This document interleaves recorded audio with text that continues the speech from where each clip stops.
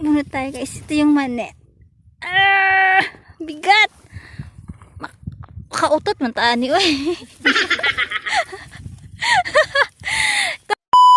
So guys, madami siya.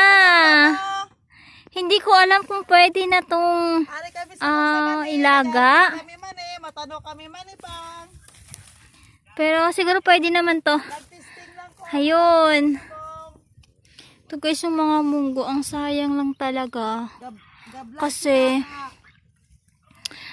hindi kasi siya na-harvest agad. Kasi nga diba nga umuulan-ulan dito. So yun, sayang lang siya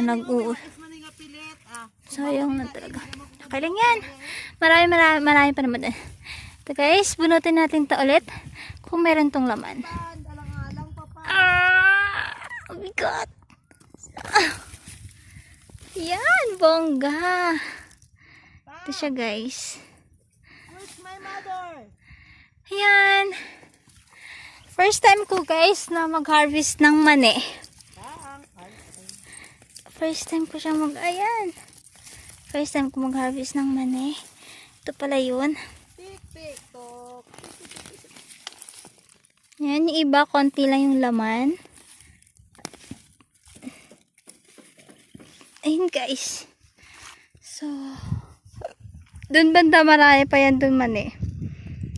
Yun, dun sa taas. Dito kasi, na mix na may munggo, mais, tsaka mani. Doon ay, hindi pala.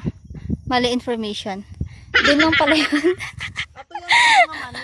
Mani sa una, doon nabili na di ba lang. Okay.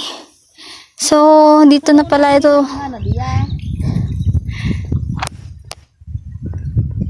Ayun.